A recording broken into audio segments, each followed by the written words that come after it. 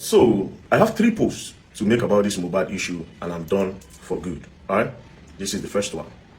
Now, if you notice, I put in a lot of energy in vindicating Naira Marley from this case. It is very obvious. It's not something that is hidden. It is very, very obvious. One of the main reasons why I brought this whole thing back is to, number one, vindicate Naira Marley and to actually point people towards the right direction, knowing what I know now. Now, something happened that involved Iyabo Ojo, Naira Marley, and a particular meeting recently.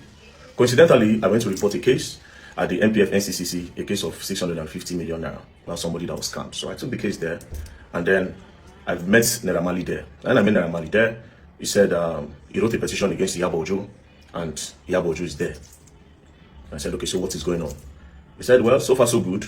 They told Iyabo Ojo to bring evidence of everything she has said about them. In the case of bullying, in the case of that, na them by Mohbad.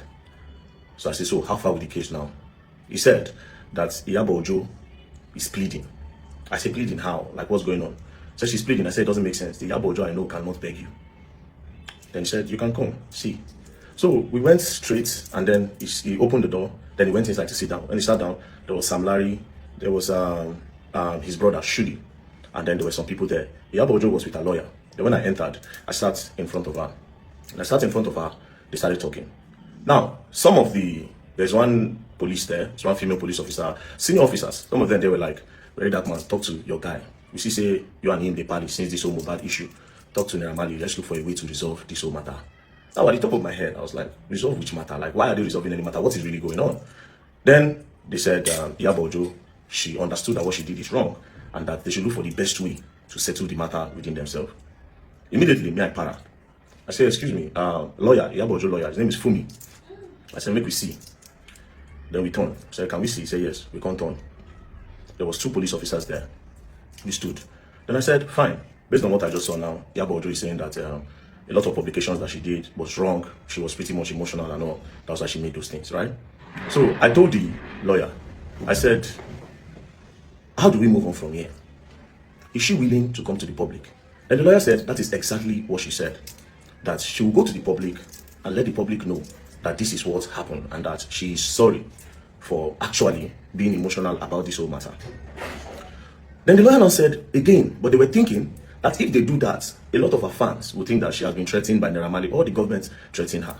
That Iyabo Ojo has suggested that they will not apologize, but if Naira Marley releases a new song, they will help him promote it, and that gradually people start welcoming Naira Marley back. I para. Now that the talk just left me. Then I looked at the lawyer. I said, for all what these people are going, what these people have gone through, the shows that they have lost, money that they have lost over a lie, and then instead of you to go to the public and then just spell it out for everybody to see, you are saying that you're going to start promoting a song. I just looked at him. Out of anger, I told him, I said, the luck Iyabo Ojo has is that Naira Marley is not from the Niger Delta region. Because for ruining his career over a lie, if the Niger Delta you come from, they will shoot that down. And even you, the lawyer, they will shoot you down. Then the lawyer looked at me, and the police people were there. They were like, no, very dark man, it doesn't go to this. Then the lawyer was like, bro, it is not me that said this thing. I didn't come up with it. Iyabo came up with it. Cut the long story short, he left. Then I called Naira Marley in. I said, now where this matter don't be like this. They should say she's willing to go to the public and then explain what happened. Do you understand? That she was emotional. And then the case went towards the wrong direction. Instead of actually holding everybody in the house accountable. But there's no problem. It don't happen, it don't happen. So what do you want? Naira Marley said he's scared that she might not do it if they leave her now. That she might not apologize. She might just go outside now and decide to change everything again. That he knows her character. She's a manipulative person. I told him, I said, well, we'll call the police people in. They called the police people in. We spoke. Some of the police people were saying, if she's willing to apologize, Naira Marley, let's see how this thing is going to be. Then if she doesn't apologize, then they bring her back. But if this thing goes to court, she will definitely pay dearly because everything, literally everything, bullying and everything was all a lie, right?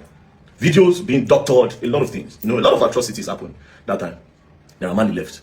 When he left, I sat down. Now, something in me told me that something crazy might happen, right? And I went outside. When I came back, they said they needed to see the director of MPF NCCC so that they'll table the matter in front of him and then they can know the way forward. That was like everybody went to the director's office. Iyabo Ojo's lawyer, myself was there, Naira Marley was there, Sam Larry was there, Naira Marley's brother Shudi was there. Now, before the meeting, I just told Naira Marley, excuse me. You understand? So apparently Tonto Dike was coming. I told Naira Marley, excuse me. Naira Marley excused me. Then we went outside. I told him, I said, see, you see this matter? you are not taking it the way you should take it. He said, but he has forgiven. That's now Allah, now go judge. But since she has come forward to say she's going to apologize and let the public know that he does not hold anything against her. Now, me trying to be extra, I told him, I said, no, make them detain her. You understand? I said, make them detain her. He now said, well, that he does not think it will solve anything. I said, if the director is talking, slam the table and let them know that they finished your career. Then Naira Marley still said that, okay, he's going to do it. Finally, he said he's going to do it. Then he now entered. When we entered, Tonto Dike entered. We all sat down. I sat down because the conference table, Sam Larry was here, Iyabo Ojo was here, Iyabo sat down here, Naira Marley sat down here, Tonto Dike was here, Naira Marley's brother was there. They started talking. While they were talking, she apologized.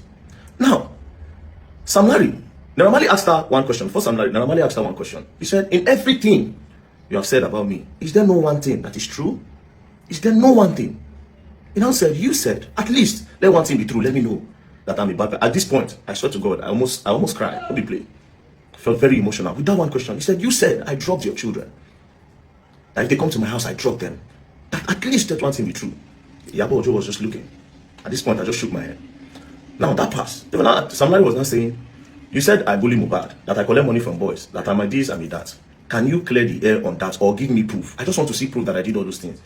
Then Iyabo said that some video went viral, some video went viral where they said you were beating the boy and this. Then the director told her that they said, did you verify any of all these things? She said no, that she was just seeing the videos. Then Sam Larry said, Omo, you must give proof. Me, I want proof. Because they've constantly bullied me, insulted my children, finished my name. If not, I'm a strong person. I don't depressed. Who knows? Maybe I don't be suicidal. So they were talking. At the end of the day, Iyabo Ojo pleaded. Sam Larry cried. The gangster cried. He cried. He was just looking at her. He cried. Then Iyabo Ojo now said, Emma Binu. Anyways, they now came out. The director now said, so how are we going to move further? She now said, they should give her 2 weeks. Let her and her lawyers draft something in order to clear the name of this guy. So they'll draft something and they'll come back. The director now asked Naira Marley, is this okay? Naira Marley now said, there's no problem, provided she's willing to do the right thing. That was how Iyabo Ojo left. When Iyabo Ojo left, do you understand? That was when we now had our own private meeting. Because one of the main reasons why I was there was because we have to put hands together and let the public know what's up. So Iyabo Ojo left. Then we had our own private meeting. Do you understand? We had our private meeting. Now, when we spoke in our own private meeting, I promised Iyabo Ojo that I wasn't going to say anything on that. She should use her mouth to say it, right?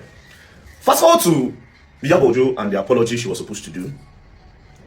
3 days passed, nothing. 4 days passed, nothing. 5th day passed, nothing. Next thing, I just saw it on one small blog like this. QT something. One of all these small blogs. That Iyabo Ojo was invited. Naira Marley was now begging her that he should clear her name. Immediately, I suspected something fishy. I was cold at heart, right? Next thing, police now called. When that thing happened, I don't know who Naira Marley called. That one shall have influence. He now called the DIG. The DIG now called the Oga. Now said, this boy brought a case. Do you understand? With all evidence and everything. Let her, Iyabo Ojo, prove it. The DIG now said, that he's going to call the CP in charge. So he now told the CP that you are playing with the case. The CP said no. That everybody have decided that she's going to do something within 2 weeks. So what's the period that they were now expecting Iyabo Ojo to do something? Do you know what happened? They called her that you're supposed to come to the station, because this apology have not been done. Or we charge this case to court, so that I'll go finish the matter for court, right? They now told her, say, okay, see, if you don't come, they invited her, they say, if you don't come, they'll come pick her. Brothers and sisters, do you know the next thing that happened? Iyabo Ojo just posted her shop, don't burn. I just looked at the video, I just shook my head. She now did a write-up. Immediately she did that write-up, and I also made a video that there was an agreement, we met. You understand? That was what triggered me to say, we met, and we said a lot of things. But God will judge. I said, God will judge. That's what touched me to say, God will judge. Then I ended it. When I now started seeing a lot of damage control, that is why I started with the group chat. Now, even in this same group chat, I kept on keeping it clean because I didn't want to involve Iyabo Ojo in any of it. You know why? Because I was posting all those things so that she'll come back to her senses and say, you know what? Let me just do the right thing. If people are innocent, they are innocent, right? Because our own part of the whole chat reeks of hate. I don't know. But again, one of the things we said when me and Iyabo Ojo sat down face to face is, I will not blame you for anything that you did. And every other Nigerians that came for the head of these guys, I would not blame you at all. You know why? Emotions were everywhere. But you knowing fully well, say, Omo, these people have literally nothing. It's so crazy that even the part of the bullying of the boy, she knows. That is what is crazy. A lot of doctoring that they doctored all these things and put online. She knows. One of the things we said in the meeting is that she opened her mouth to say, yes, she's convinced that Naira Marley did not bully that boy. And it is because of the videos flying around. But I'm not going to expand or say anything that Miana spoke about. So from this, I became very upset when I started saying that she's trying to do damage control instead of doing the right thing. Now, why I constantly post this thing? Constantly post the voice note, they constantly post the group chat and all. Now, I'll tell you something about that group chat. You see, almost everybody in the group chat, plenty of them are innocent. Down to even this Samclef. Because for crying out loud, Samclef part of the group chat. It's just, let me make it not be as if I don't contribute. Jigon said a lot of nonsense things, but I can't still hold it up on Jigon. He said a lot of nonsense. But yes, like the way you call your friend Papa useless. About Papa useless. All those. He said a lot. Plenty of them. But a lot of them were also innocent. Because yes, they were fighting. They actually was fighting for justice. But some of them knew one or two things. And they decided to push an agenda. Do you understand? It's pitiful. It's a case of, no one pray, no one did the wrong place at the wrong time. Or maybe they don't call your name for one wrong thing. Do you understand? Then again, see, the biggest, I think one of the problems that happened in all of this Mohbad case is that emotions were flying, sentiments were flying. But let's leave that by the way. So I said to myself that if Iyabo Ojo will not do it, I will try my best for these people. That is why they call me the voice of the voiceless. They have no voice. I have the voice. I have the platform. So regardless, I've seen a lot of blackmail. Very dark man, they don't pay on, they don't do this, they don't do that. Same from our own camp. From our own camp. Now, finally, after the shop burning, police were now calling her. Next thing, say she dey go Canada. All this one and make, okay, yes, before she come back, the matter will don't go. But it will not be cold. It will not be cold. Because as you take it there, they see the wait for you. You go use your mouth to tell the truth. And if you don't tell the truth, the guy the case will go, even though you go there for 10 years, you go there. But between you and I made you a promise. So I'm not going to speak about what we talked about. I thank God, say you admit, say me and you meet. I thank God. See, when I don't admit in everything, when I say admit, say we meet. Whether I'm a very dark man beg you more than meet, or now you pay very dark man, no problem. But why did you agree for us to meet? Very dark man, they don't wake up one morning to say, yeah, but let's meet. And you accepted. Something made us meet. There's something where we get together, where make us meet. And very soon, if I give you time, I could talk. Because the way they go, I only made that promise because I thought that you were going to come out and say the needful and just do what is right. But if you continue like this, you don't talk, I will talk. You can't end your statement with, this is the last time I'll speak about it. You know what you're doing. You know what you're doing. You know what you're doing. But ultimately, it is not fair. You get children. You get Pekin. You will get grandchildren. I pray for your family to be okay. You will get grandchildren. But ultimately, this life is bigger than we all see it. 2 more posts on Mohbad and I'm done. 2 more and I'm done. Peace and love, don't play.